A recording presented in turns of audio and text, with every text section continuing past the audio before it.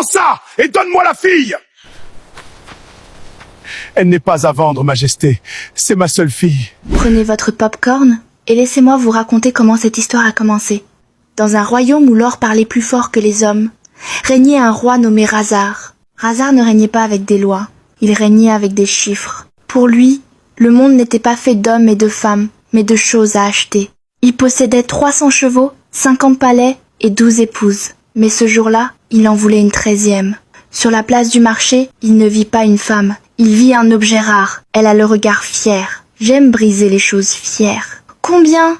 Elle n'est pas à vendre, Majesté. C'est ma seule fille. Tout est à vendre. Razar détacha une lourde bourse d'or. Il ne la donna pas au vieil homme. Il la jeta dans la poussière. À ses pieds, ramasse. C'est plus d'or que ta misérable lignée n'en verra en 10 générations. Ta fille m'appartient. Le vieil homme, brisé par la pauvreté, s'agenouilla pour ramasser les pièces. Nia, elle, ne bougea pas. Elle ne regarda pas l'or. Elle fixa le roi droit dans les yeux, avec un mépris si froid qu'il aurait dû geler le désert. Razar s'approcha d'elle et saisit son menton. Souris. J'ai payé cher pour ce visage. Tu as acheté mon père avec ta richesse. Tu as acheté mon corps avec ta force. Mais mon sourire, Razar, il n'est pas à vendre. Il n'a pas de prix. On verra quand tu auras faim. Razar pensait qu'il suffisait de couvrir une femme de diamants pour qu'elle sourie. Il lui offrit de somptueux tissus, des parfums rares et des jardins magnifiques. Mais Nia restait de marbre. Elle portait ses cadeaux comme on porte des chaînes. Pour la première fois de sa vie, Razar ne pouvait pas obtenir ce qu'il voulait, et cela le rendait fou. Un soir, ivre de rage devant son silence, il renversa la table. Pourquoi? Je t'ai sorti de la boue. Je t'ai faite reine. Mes autres femmes se battent pour un seul de mes regards. Pourquoi me regardes-tu comme si j'étais un monstre? Parce que tu ne vois pas une reine, Razar. Tu vois une possession. On aime ce qu'on respecte. On n'aime pas ce qu'on possède. Tu es l'homme le plus pauvre que j'ai jamais rencontré. Je suis le roi. Je possède ce monde. Tu possèdes des objets. Mais tu n'as personne. Si ton or disparaissait demain, même ton chien ne te suivrait pas. L'amour est une fable pour les faibles. L'or est la seule vérité. Il avait tort, et le destin allait se charger de lui donner la leçon la plus cruelle de sa vie. L'ennemi ne voulait pas son trône, il voulait ses coffres. L'attaque fut fulgurante. En pleine nuit, Razar courut vers la salle du trésor pour sauver sa fortune. Mais lorsqu'il ouvrit les lourdes portes, la salle était vide. Son général, son bras droit, se tenait là.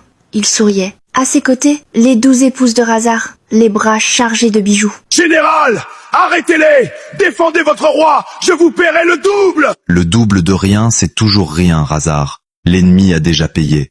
Et tes femmes? Elles préfèrent un homme riche à un roi ruiné. Razar voulut tirer son épée, mais le général fut plus rapide.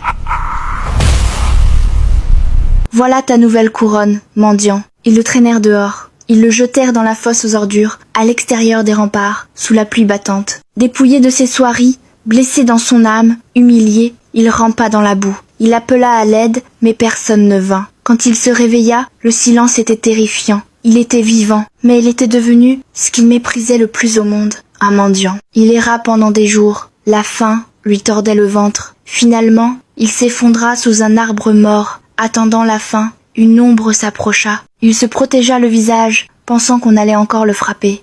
Mais ce ne fut pas un coup, c'était un bol d'eau. Il leva les yeux, c'était Nia. Elle ne portait plus de bijoux. Elle avait fui le massacre, mais elle n'avait pas fui son mari. Tu es venu pour te moquer?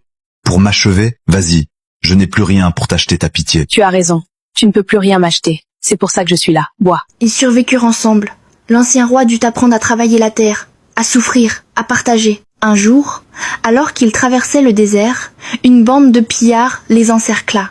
Laisse la femme vieillard et on te laisse la vie sauve. L'ancien Razar aurait négocié, il aurait échangé la femme contre sa sécurité, mais l'homme qui se releva ce jour-là n'était plus un roi arrogant. C'était un homme. Il se dressa devant Nia, les mains nues, prêt à mourir. Touchez-la!